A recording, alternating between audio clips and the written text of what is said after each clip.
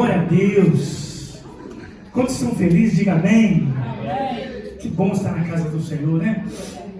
Que bom poder sair da nossa casa. Você sabia que existe uma importância muito grande em nós sairmos da nossa casa e vir até o templo, vir até esse lugar para adorar o Senhor? E Jesus tinha dito mesmo que a minha casa será chamada casa de oração. Não é só de oração, né?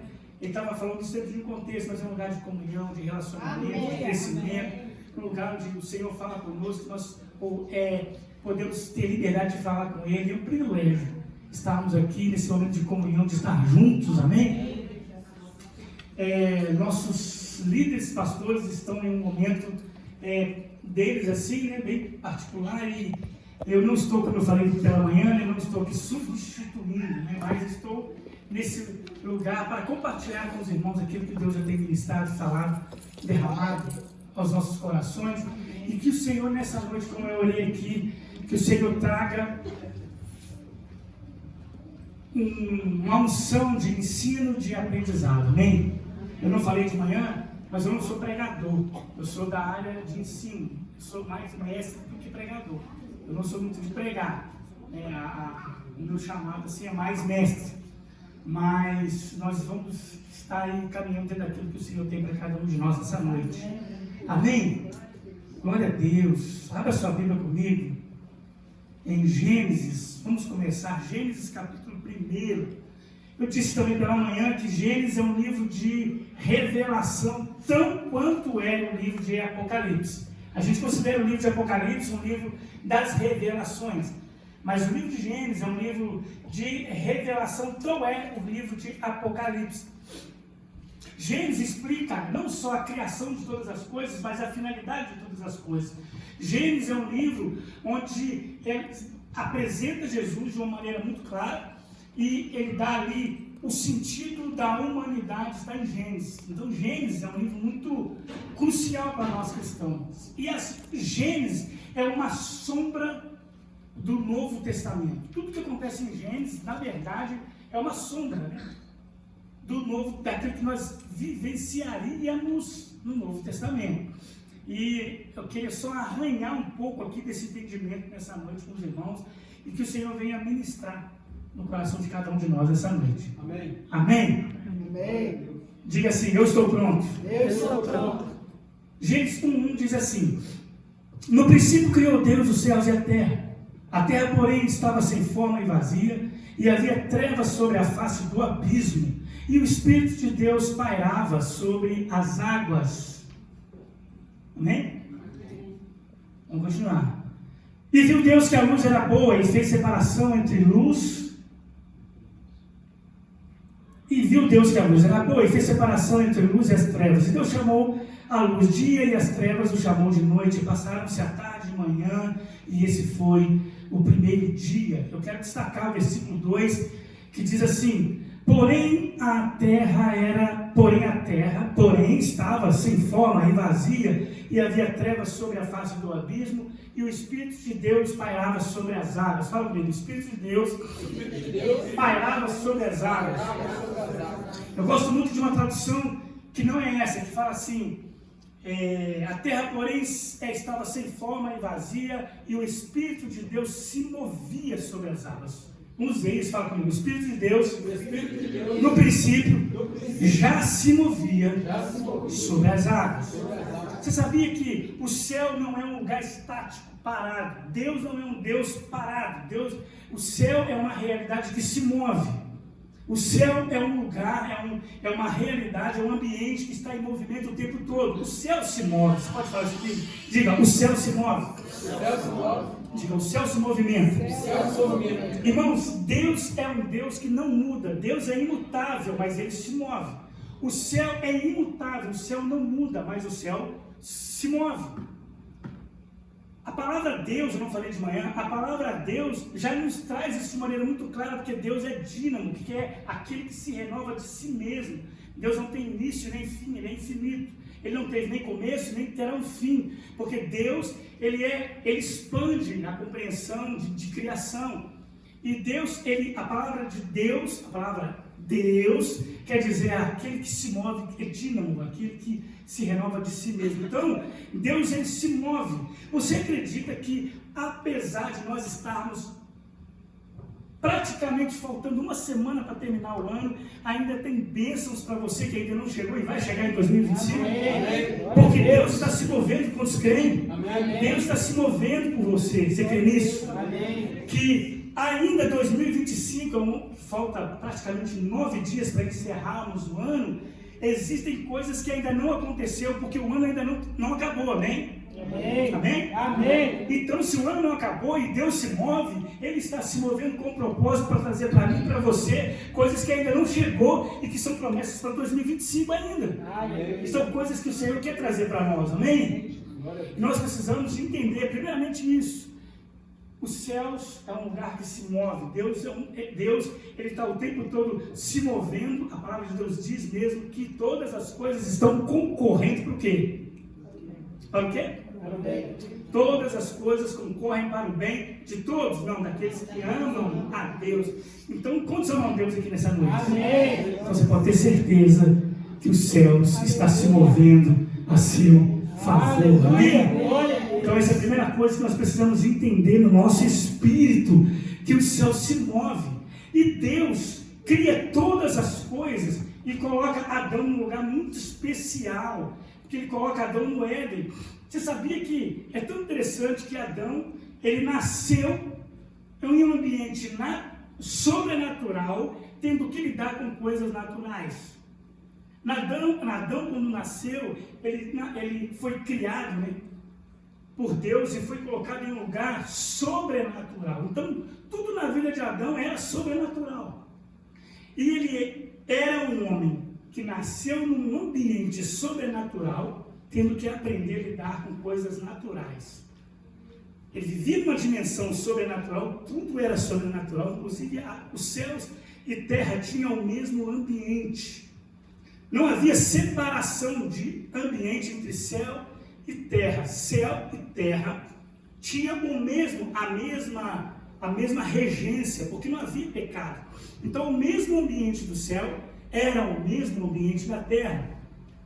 Por isso, Adão, quando foi criado dentro dessa dimensão, dentro desse ambiente sobrenatural, tudo era sobrenatural e ele tendo agora que lidar com coisas naturais. Dar nome aos animais, guardar o jardim, conquistar a terra. Diferente de nós somos o contrário. Nós nascemos num ambiente natural, tendo que aprender coisas sobrenaturais, não é assim? Nós aceitamos a Jesus, nascemos num ambiente natural, tendo que agora aprender a lidar com coisas sobrenaturais. Oração, né? Nós nos movemos em oração, nós oramos e o Senhor responde. Oramos pelos enfermos, eles são curados. Nós oramos por coisas que são impossíveis e de repente a gente vê isso acontecer, é isso? Então nós somos alguém natural que fomos transformados nosso espírito em algo sobrenatural e agora nós temos que aprender a lidar numa dimensão sobrenatural. Não é assim a vida cristã? O convite não é para nós venhamos andar sobre as águas? Não é assim? Então nós somos pessoas que nascemos num ambiente natural, recebemos o Espírito Santo, algo sobrenatural, e agora nós precisamos aprender a lidar com o sobrenatural. Adão é o contrário. Adão era sobrenatural, tendo que aprender a lidar com coisas simples. Guardar o jardim, conquistar a terra, dar nome aos animais. Deus vinha estar com ele todos os dias ele ouvia a voz de Deus ali para aprender a lidar com coisas da natureza, coisas naturais, porque ele era sobrenatural. Amém? Amém? O convite é que nós venhamos a viver o sobrenatural de Deus. Adão estava ali num ambiente agradável, só que aconteceu uma questão: ele peca. E quando ele peca, ele é expulso do jardim, assim? E ele perde ali aquele ambiente. É tão interessante que jardim na Bíblia significa lugar de ordem. O que significa jardim? Éden significa lugar de delícias, lugar de prazer, lugar de relacionamento, lugar de comunhão, lugar de alianças com o Senhor. Quando Adão, ele peca, ele sai do lugar de ordem. E quando ele é expulso do jardim, ele perde também o lugar de delícias, ele perde o lugar de relacionamento, ele perde o lugar da aliança, ele perde o lugar da posição que Deus o havia colocado. Isso traz para nós uma mensagem poderosíssima. Eu disse que Gênesis é a sombra do que nós vivemos hoje, a realidade do que vivemos hoje. Quando Adão, ele peca no jardim, jardim quer dizer lugar de ordem, porque o jardim, ele é consequência de um planejamento. Olha para mim aqui, jardim não acontece por acaso, a floresta acontece por acaso, jardim é uma consequência de um planejamento. Nós colocamos, vamos criar um jardim, colocamos um canteiro aqui, uma pedra ali, um chafariz aqui, aqui vai ficar um flor, assim. O jardim é fruto de um planejamento, não é assim? Amém. Significa que Deus nos colocou em um lugar onde Ele planejou antes. Você sabia que Deus já tem um lugar preparado? Que o fato de você estar aqui hoje, Ele preparou esse ambiente para você? Antes de você estar aqui, você sabia disso? Você sabia que o lugar onde você está, o contexto onde você está hoje, foi porque Deus planejou isso para você antes de você estar aqui? Você sabia disso? Primeiro Deus planeja, depois Ele coloca o homem.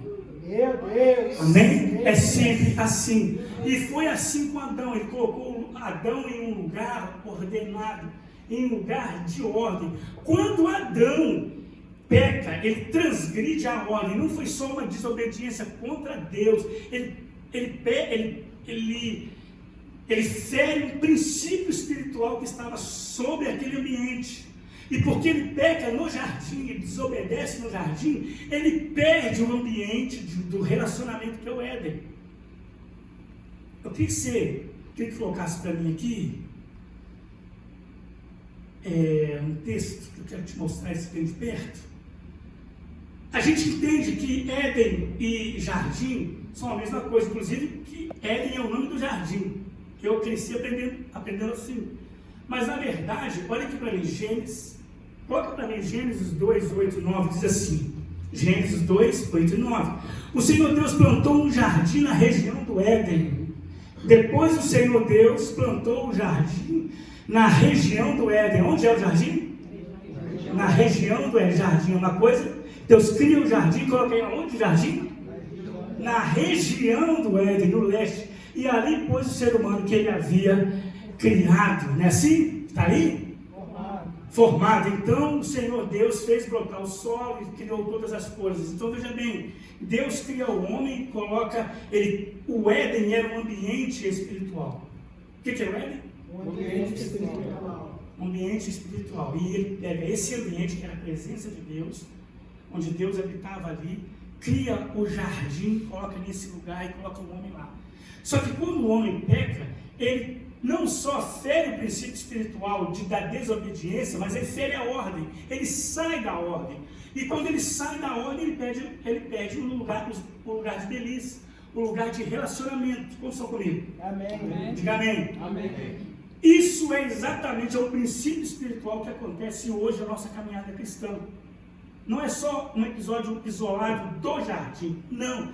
A nossa vida também é assim. Nós somos chamados para viver o sobrenatural, sim ou não? Sim. Esse sobrenatural é um relacionamento com o Senhor. Então, o que isso significa?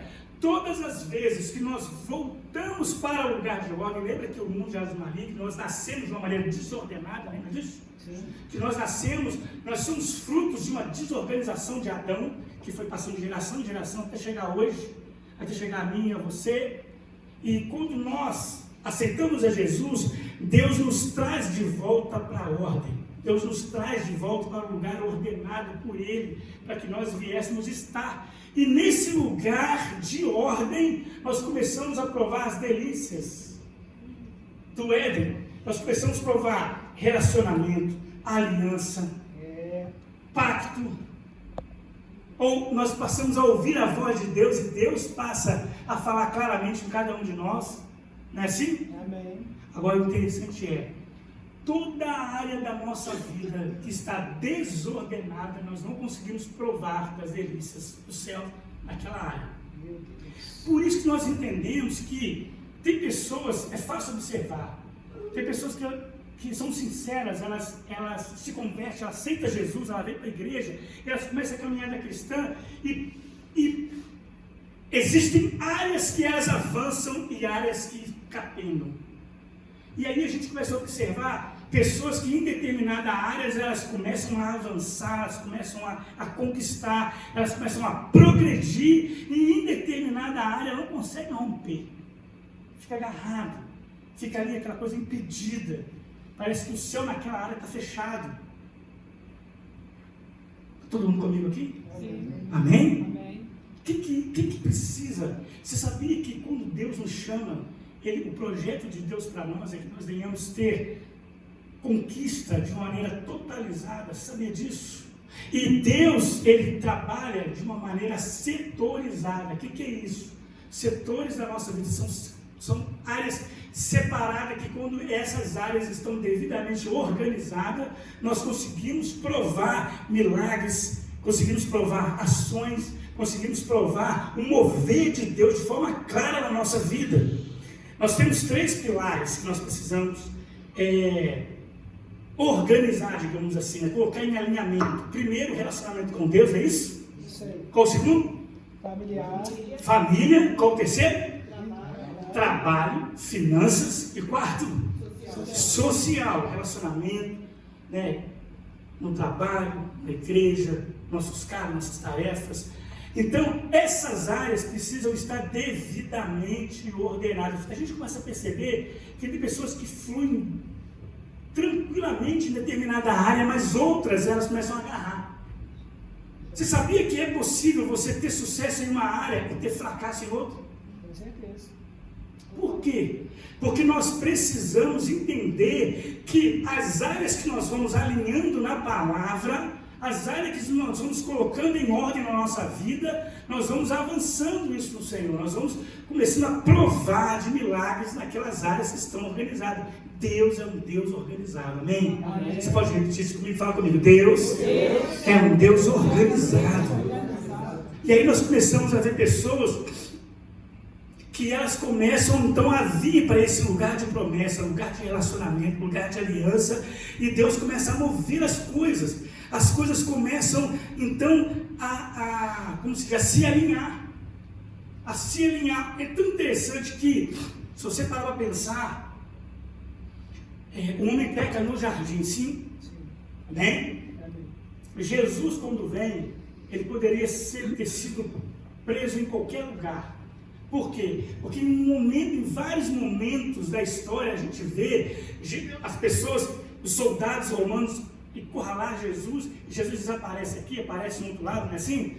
A gente vê que Jesus, ele em vários momentos, ele cercava Jesus para pegar Jesus, e Jesus, ele simplesmente sumia, aparecia em outro lugar. Mas houve um dia em que ele termina a ceia e ele vai para o Getsemane. Chega lá, os Judas já haviam o traído, e ele ali, ele se entrega, não é assim? Sim.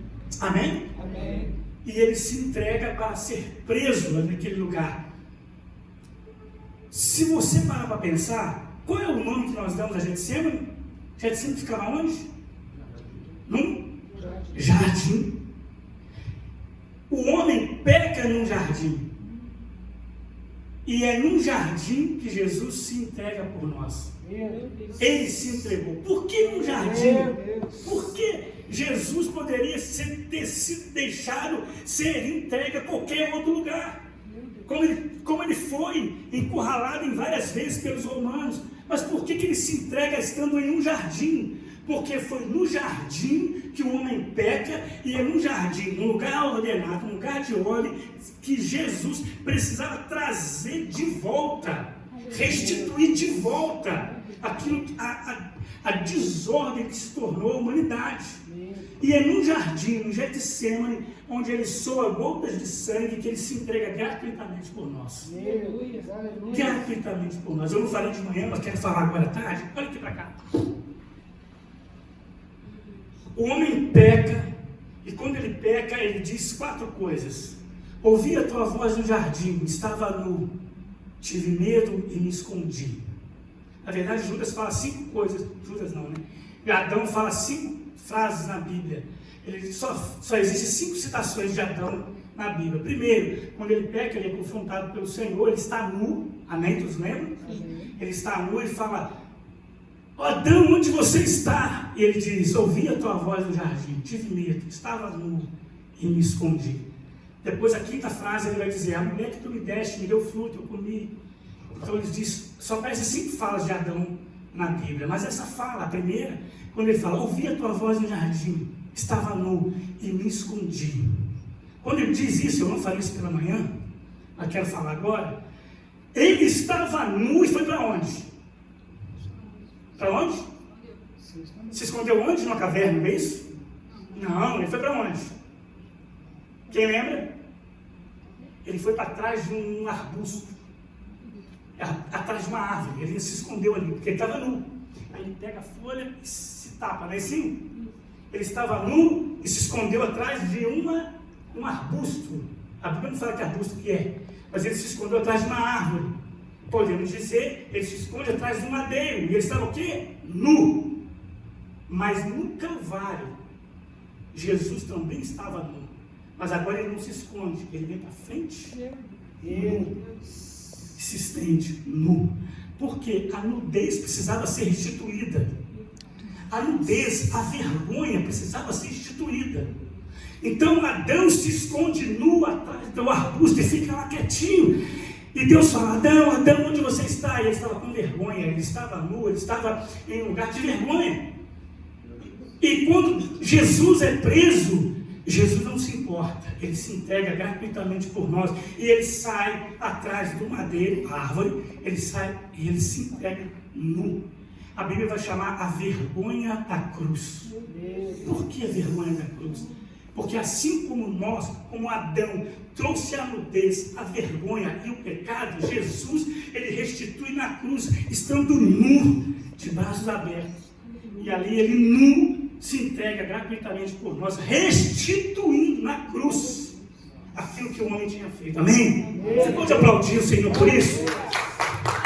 Você pode aplaudir o Senhor, porque o Senhor restituiu a nossa vergonha, o Senhor restituiu a nossa falha, o Senhor restituiu a santidade que havia sido quebrada no Éden. E aí ele está ali nu, despido, que a Bíblia vai chamar, como eu disse, a vergonha da cruz. E agora é tão interessante que ele já não está mais no Getsemane, agora ele está morto. É interessante que um sacerdote líder lá no Sinédrio, ele chega para Pilatos e compra o corpo de Jesus. Quem é ele? Alguém lembra? José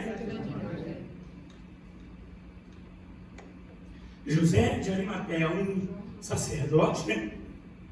Que ele compra o corpo de Jesus e vai levar esse corpo para onde? João, põe para mim, João 19:38, vamos ler junto? João 19:38. Depois disso, José da cidade de Arimateia pediu licença a Pilatos para levar o corpo de Jesus. E era seguidor de Jesus, mas em segredo, porque tinha medo dos líderes de Jesus.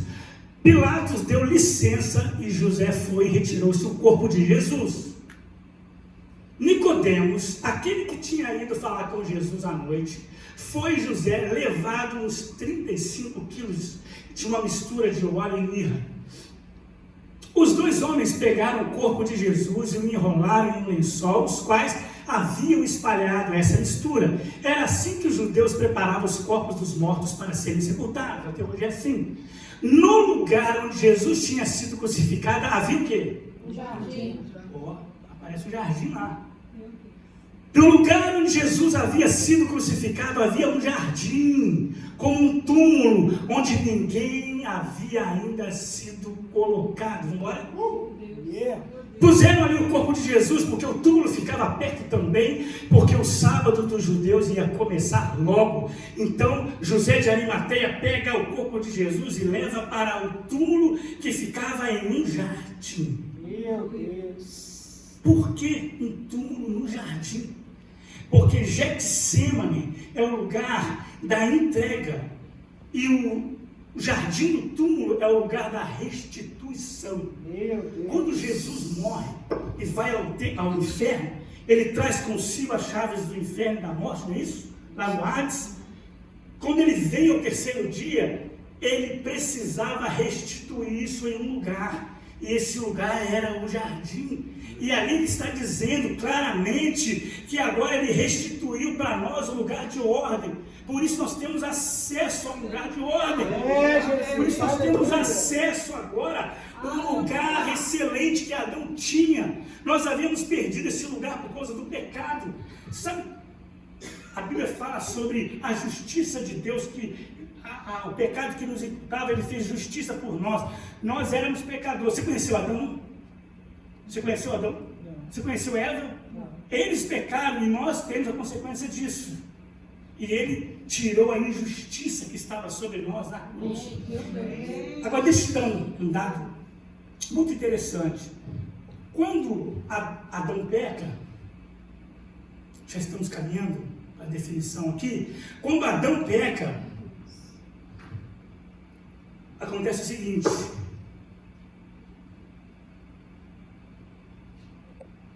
Gênesis 3, 22, diz assim, Gênesis 3, 22. Então o Senhor Deus fez o seguinte: agora o homem tornou-se como um de nós, conhecendo o bem e o mal. Ele não deve comer a fruta da árvore da vida e viver para sempre. Por isso o Senhor Deus expulsou o homem do jardim do Éden e fez com que ele cultivasse a terra da qual havia sido formado. Expulsou o homem do lado do leste do jardim, pôs-se querubins, a espada que dava voltas, pôs o querubins e uma espada de fogo que dava voltas em todas as direções, e Deus fez isso para que ninguém chegasse perto da árvore da vida. É isso para mim? Para ninguém chegasse perto da árvore da vida. Então, só para os irmãos entenderem, Adão agora é expulso no caminho da árvore da vida, é colocado um anjo, um querubim gigante, com uma espada de fogo. Fala comigo, espada de fogo. Espada flamejante. O que é uma espada de fogo? Não é que Adão não podia voltar, podia, mas se ele voltasse, ele ia encontrar o que lá na árvore? Um anjo, um querubim, com uma espada de fogo que dava volta em todos os lados. Então a árvore estava o quê? Protegida, sim ou não? Sim. Protegida. Quem vai encarar um anjo com uma espada ainda de fogo? Só que eu disse que o Gênesis é uma sombra do que acontece no Novo Testamento, não disse isso? No Novo Testamento, a espada é a palavra de Deus. Fala comigo, espada é a palavra de Deus. Palavra de Deus. Porque a palavra é como uma espada de dois gumes que corta de todos os lados, até juntas e medulas, não é assim?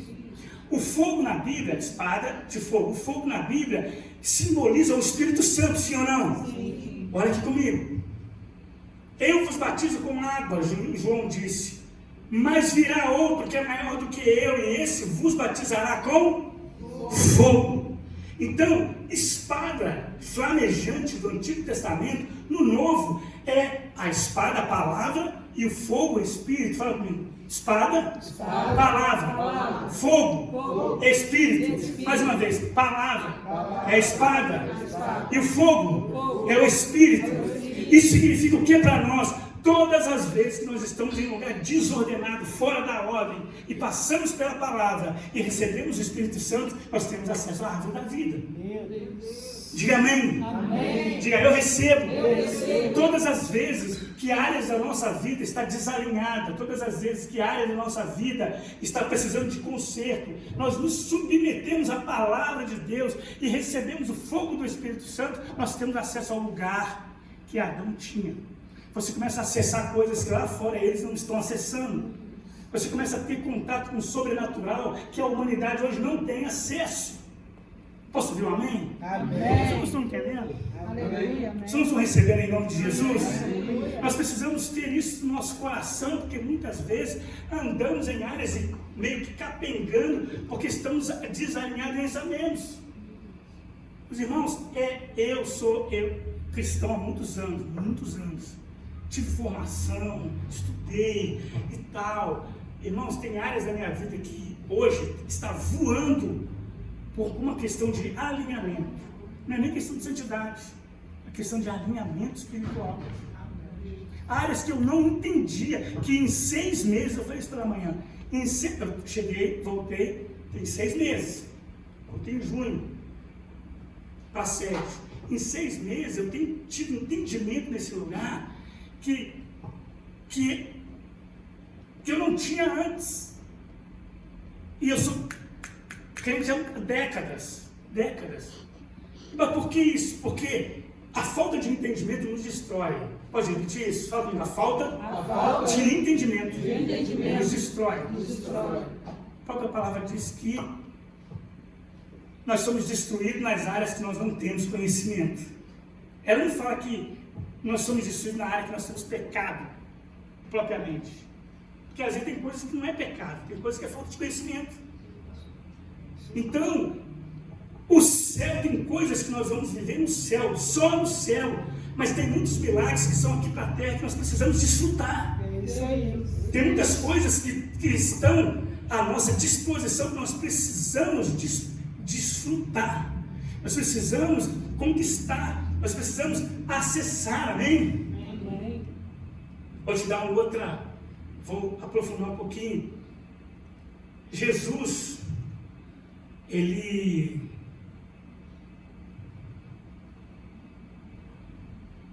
eu me achar aqui. Jesus, ele se apresenta no Novo Testamento, em João, como sendo a videira verdadeira, não é isso? Eu sou todo ramo que está em mim, esse produz frutos, frutifica. É interessante que ele se apresenta no Novo Testamento como a videira verdadeira. Videira o quê? Uma árvore, não é? Em outras passagens, Jesus disse: eu sou o caminho, verdade e vida. Qual é o nome daquela árvore? A árvore que tinha um anjo lá, o querubim?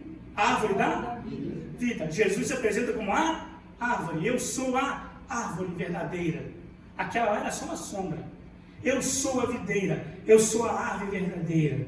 Meu pai é o agricultor. Aleluia. Na ceia do Senhor ele diz, 1 Coríntios 11, 23, pois eu recebi do Senhor que também vos entreguei, do Senhor Jesus, na noite que foi traído, ele dando graças, pegou o pão, partiu e disse: esse é o meu corpo que é dado por vós, fazer isso em memória de mim. Toda vez. E em outras passagens ele diz: comei de mim, aprendei de mim. A outras ele diz: aquele que come e bebe meu sangue, esse tem vínculo, tem parte. Então, peraí, se nós passamos pela palavra, se submetemos à palavra, recebemos o Espírito Santo com fogo, nós temos acesso à videira verdadeira. Nós temos acesso à árvore da vida, que é Jesus. Vocês não estão entendendo isso? Aleluia. Então está disponível aquele caminho que foi impedido, porque tinha um anjo lá guardando a videira, guardando aquela árvore da vida. Hoje nós temos acesso através de Jesus, da palavra e do Espírito Santo, que foi revelado a nós e que Adão não tinha essa revelação. A primeira coisa que acontece quando você aceita Jesus, é o que acontece com você? Salvação. O que acontece? O que acontece é beber na escola bíblica dominical, né? Qual a primeira coisa que acontece quando eu aceito Jesus? Recebo o Espírito Santo, boa, mas o quê? Salvação. Eu passo a ter nome escrito no livro da vida, boa, são 3 coisas. Eu passo a ter salvação, o nome escrito no livro da vida, eu passo a ter vida eterna. Fala comigo, vida eterna. Vida eterna. Fala comigo, vida eterna. Vida eterna. O que significa isso? Adão era imortal no Éden, não era? E vida eterna é uma expressão que foi aportuguesada, essa não é a expressão bíblica. A expressão correta é vida do eterno. Segura aí, aperta o cinto. vida do eterno. Quando nós aceitamos Jesus, a vida do eterno passa a morar em nós. Nós simplificamos isso porque o português, nesse caso, é muito mais pobre que o esqueci, hebraico e... Não, hebraico e... Como é? Grego. O grego, ele é mais claro. Nós passamos a ter a vida do eterno em nós. Fala assim, qual que tomou aqui? Fala assim, eu tenho em Cristo Jesus a vida do eterno em mim. Mais uma vez, eu tenho a vida do eterno morando dentro de mim. Você crê nisso? Você aplaude o Senhor por isso? Em nome de Jesus, aplaude o Senhor. Aplaude o Senhor. Porque Ele conquistou em nós. A primeira coisa que acontece é Jesus restituir de volta a vida do eterno que estava sobre Adão. Primeira coisa que acontece quando nós aceitamos a Jesus, nós passamos a ter vida do eterno morando em nós. É a vida de Cristo, é a vida de Jesus morando dentro de nós. É o Espírito Santo que é o selo da volta dele, que está em mim, está em você. Quando Adão andava no Éden, eu não falei isso de manhã, quando Adão andava no Éden, era a sombra do próprio Deus andando naquele lugar. Por isso que os animais obedeciam, porque era uma unção que estava sobre Adão, que o fazia com que ele dominasse todas as coisas. Essas não foi a ordem? E domine ele sobre as aves do céu, sobre o peixe do mar, sobre todas as aves, todos os répteis que se arrastam sobre a terra. Essa não é a ordem? E domine Adão sobre todas as coisas. Então, olha aqui para mim. Deus deu para cada um de nós a unção de domínio, a unção de governo. Olha aqui para mim. Você tem, fala assim, eu tenho na minha vida a unção de governo. Olha para mim. Eu tenho na minha vida a unção de governo. Então, se você tem a unção de governo, se nós temos a unção de governo, nosso temperamento não vai nos governar. Nossas escolhas não vão nos governar. Os problemas difíceis não vão nos levar para quarto escuro. Não vai nos governar, porque nós temos em nós governo. Esse governo não é em relação, não diz respeito a pessoas, diz respeito a circunstâncias, diz respeito a momentos da nossa vida. E o Senhor, quando nós aceitamos a Jesus, Ele traz de volta a unção de governo que havia sobre Adão. Essa unção aparece de novo, não estava nem no escrito, mas essa unção aparece de novo lá em Noé.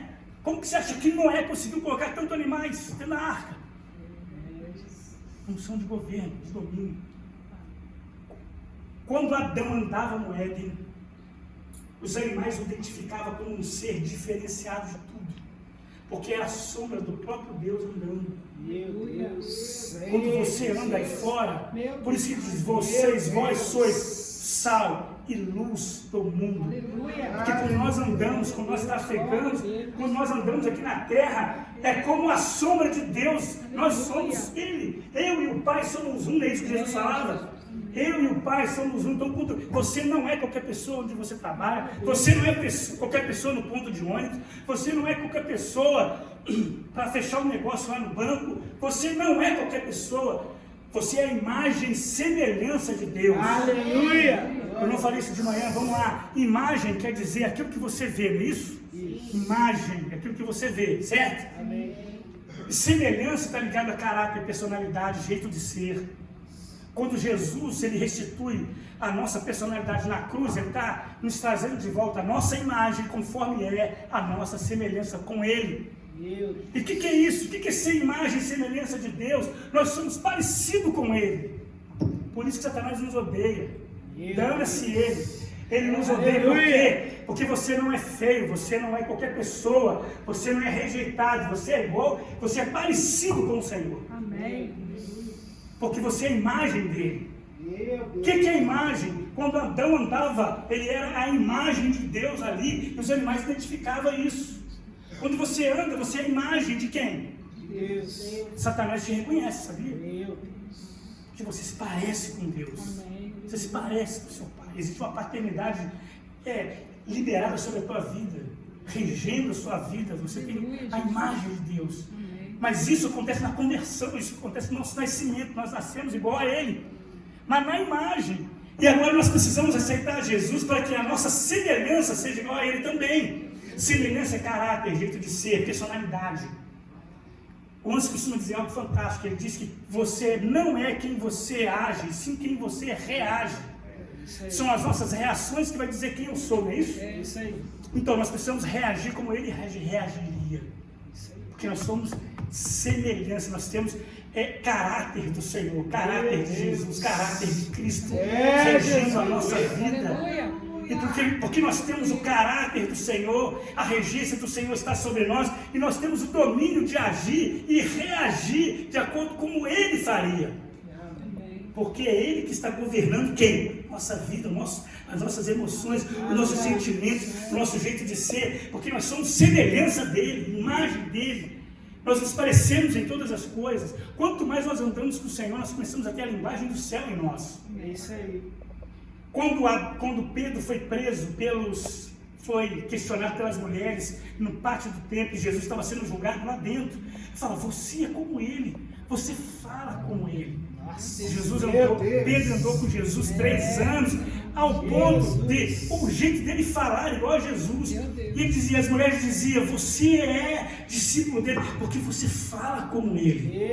Quando você começa a andar com Deus, você não só se parece com Deus, mas você começa a ter o jeito de Jesus agir. Você começa a responder como ele responderia, você começa a falar como ele falaria. Aleluia! Por isso, aí nós passamos a ser a sombra de Deus na terra. Amém? Amém. Estamos caminhando para o final. Como Jesus resolve a questão, então, do acesso? O mundo jaz no maligno. Como é que resolve isso agora? A terra está toda contaminada. Quando o homem peca, ele desconecta o céu da terra. Lembra que eu disse que céu e terra tinham o mesmo ambiente? Céu e terra tinham o mesmo ambiente. Então, como é que se resolve isso agora? Aí Jesus vem. No capítulo 6 de Mateus ele diz, vós orareis assim, Pai nosso, que está onde? Não está na terra, está onde? Santificado seja o teu nome. E agora ele faz o quê? Pensa naquilo que a gente está falando. Venha a nós o teu reino. O reino foi desconectado da terra. O reino do Senhor foi desconectado, porque o pecado veio e tirou, desconectou. Como é que se resolve isso agora? Jesus se apresenta no Novo Testamento dizendo, é chegado a vós o reino dos céus. Por que chegado? Porque foi embora, o reino desconectou. E aí ele fala assim, vós orareis assim. Quando você orar, vai para o teu quarto, fecha a porta e ora em secreto. E o teu pai que te vê em secreto te recompensará. Eu gosto de uma tradução que diz, ora em secreto, porque o teu pai que te vê em secreto te recompensará em público. O teu pai que te vê em secreto te recompensará em público. E aí, Adão, ele tinha uma tarefa. Ele tinha que guardar o jardim e conquistar a terra. Guardar o jardim e conquistar a terra. Ele guardava o jardim e ia e conquistava a terra. Jesus fala, entra no teu quarto, fecha a sua porta. O teu quarto aqui é figurativo, pode ser o seu chuveiro, pode ser o banheiro lá do escritório onde você trabalha, esse lugar, esse quarto aqui, pode ser um monte, é figurativo. Vai para um lugar secreto, protege o seu ambiente e conquista a terra, protege o seu ambiente e conquista a terra. Toda vez que nós praticamos isso, quando nós vamos orar ao Senhor, nós estamos voltando para o lugar secreto. Adão tinha esse lugar, um ambiente separado. Entra no teu quarto, ora em secreto. Orar é o quê? Relacionamento, comunhão, porque ele resgatou isso de volta. Não tínhamos isso. Então ele está ensinando ali os princípios do reino dos céus. Você está ensinando. Entra no teu quarto, fecha a tua porta e olha, se está difícil, está complicado, não fica como as pessoas reclamando tirar B, esquerda, direita. Não, vai para o teu quarto. Está complicado, Senhor, vai para o teu quarto. Está difícil, Senhor, vai para o teu quarto. Protege o teu ambiente. protege o seu ambiente. E o teu Pai que te vê em secreto, te recompensará em público. É isso que diz a palavra. Porque o que Jesus está fazendo aqui? Ele está criando um ambiente seguro. Por que ora em secreto? Por que orar em secreto? Porque quando nós oramos em secreto, nós estamos criando o nosso Éden, que é um lugar de relacionamento, de comunhão, de aliança. É um lugar que Satanás não invade, não entra. É um lugar seu com o Senhor, protegido. É um lugar protegido ali, que quando você sai dali, você sai matando gigante. Você sai atropelando quem está na sua frente. Todo demônio que está na sua frente, você vai fugir de você, vai cair por terra, porque você está vindo de um lugar de relacionamento, de comunhão. Jesus está restituindo isso de volta. Meu Deus! Através da oração, através do relacionamento, através da comunhão. Nós precisamos ter esses princípios no nosso coração para viver uma vida alinhada dentro daquilo que o Senhor tem para nós. Aquilo que o Senhor tem para nós. Deus, Ele começa a humanidade com um projeto, que por causa de um homem, esse projeto é impedido e que ele é restituído em Jesus. Jesus não só morreu numa cruz para te dar a vida eterna. A vida eterna são princípios que foi resgatado a paternidade, porque quando uma criança nasce, o que nós fazemos? Quem é pai aqui? Quando seu filho nasceu, o que você fez com ele depois que ele nasceu? Você o quê? Registrou. Quando uma criança, na fé, ela aceita Jesus, o que o pai faz? Em um cartório chamado Livro da Vida. Você é registrado, agora é meu, agora é do filho. Agora ele pertence. Existe um documento no céu que tem o seu nome lá. Seu nome não é Flávio, não é Jurandir, não é Bruna, não. É o nome que você vai ser chamado lá. Sabia que o seu nome está lá escrito? Naquele livro? Seu nome está escrito lá, porque ele te registrou. Existe um documento que agora ele esfrega na cara de Satanás. É, Jesus. Eu quero terminar com algo que eu não falei de manhã também. Havia um tratado de dívida que era contra nós. A carta de Paulo vai falar sobre isso lá. Eu quero terminar com isso. Havia um tratado de dívida que era contra nós. Que tratado de dívida era essa? Que a dívida foi cancelada, foi rasgada, o tratado de dívida. O que é tratado de dívida? Quando os condenados eram presos dentro do julgamento romano, as celas ficavam nas ruas da cidade. Ficavam onde? Nas ruas da cidade. As ruas da cidade. E ali na porta da cadeia, a cadeia não era um lugar fechado igual hoje. A cadeia ficava na rua, assim, na porta da rua. E na porta da cadeia ficava o tratado de dívida. O que é isso? Todas as dívidas que aquela pessoa fez, todas as infrações que ela fez, ficava exposta ali para envergonhar o condenado lá dentro. Então as pessoas olhavam e falavam, Jurandir na cara de Rezende, fez isso, fez isso, fez isso, fez isso. O tratado de dívida era colocado na porta da cadeia. Toda pessoa que ia na feira, que passava no mercado, via o tratado de dívida exposto. Era assim que funcionava. O apóstolo Paulo pega essa visão e fala que o tratado de dívida que era contra nós foi rasgado. Que tratado de dívida? O direito legal de Satanás de nos acusar perante ele. Esse tratado de dívida foi rasgado, foi cancelado. Aleluia! Durante anos e anos, centenas e centenas, milenarmente, Satanás esfregava um tratado de dívida que era contra nós no rosto do Senhor. Jesus veio e rasgou o tratado de dívida que era contra nós. Glória a Deus! E sabe, o jogo virou. Porque através de Jesus, agora existe um livro chamado Livro Da Vida. A árvore Da vida. representada por Cristo. Agora tem o livro da vida, que em algum lugar no céu, eu imagino que deve ter um cartório lá, que ele te registrou quando você nasceu, para dizer para Satanás, olha, ele é meu, está aqui. Eu paguei o preço por ele. Glória a Deus. O tratado de dívida foi rasgado. E agora, porque nós temos nosso nome escrito no livro da vida, existe um documento que diz para nós que nós temos filiação com o Senhor. Nós não só aparecemos com Ele, nós não somos só imagem do Senhor, mas nós temos duas coisas que Satanás se irrita profundamente. Primeiro, a vida do Eterno morando em nós. Segundo, existe um livro, um documento no céu que prova que nós somos filhos dele. Aleluia. O que prova você na terra que você é filho de Deus não é as nossas palavras, é um documento no reino do Espírito que diz quem você é em Deus. Amém? Que diz quem você é. Quando nós nos alinhamos à palavra, ou nós trazemos toda essa dimensão de milagre para a nossa casa, para a nossa vida, para a nossa família, e nós precisamos viver isso em nome de Jesus. Amém? Fique em pé no seu lugar.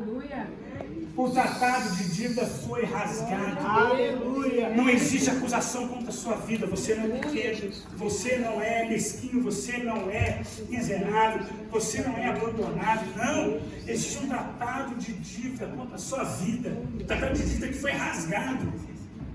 Glória a Deus, glória a Deus. Existe um tratado de dívida que te acusava, que te impedia de entrar em um lugar de excelência. Agora esse tratado foi rasgado e agora você tem acesso. Nós temos acesso ao Senhor. Nós temos acesso ao lugar de relacionamento com o Senhor. Por isso, esse lugar é esse lugar que te dá autoridade. Porque você sabe quem você é, você passa a saber quem você é. Os problemas não te param, a dor não te para, a preocupação não te para. A maneira com que nós vamos dormir à noite não te para. A minha esposa está aqui. Às vezes tem preocupação. Eu durmo tranquilo. Está tranquilo. Deus vai fazer. Durmo tranquilo, irmãos. Tranquilo. Porque, independente das nossas preocupações, nós temos um Senhor que age por nós. E existe um documento que diz que você é filho dele. Não é só a palavra de eu sou filho de Deus agora. Não, você é filho de Deus porque te registrou num cartório espiritual e está lá no livro da vida o seu nome lá. O nome que o inferno te reconhece. E nós precisamos disso, reconhecer isso. Coloca a mão aqui no seu coração. Fala assim, muito obrigado, Senhor. Diga, muito obrigado, Senhor. Fala, obrigado, Jesus. Fala, obrigado, Jesus. Obrigado porque gratuitamente o Senhor se deu por nós. Fala comigo, gratuitamente o Senhor se deu por nós. Diga, muito obrigado, Jesus, porque o Senhor me colocou em lugar de excelência, numa igreja de excelência. Fala isso, com líderes de excelência. E eu estou aqui para provar todo o planejamento que o Senhor arquitetou para a minha vida.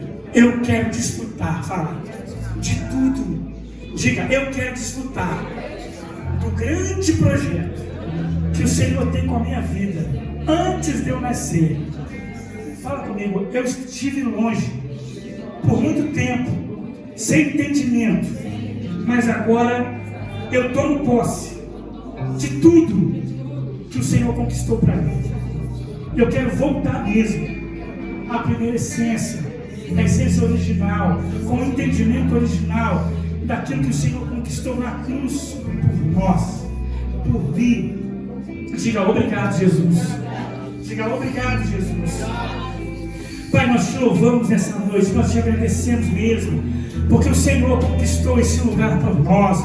O Senhor conquistou esse lugar, essa posição, essa boa posição de justiça.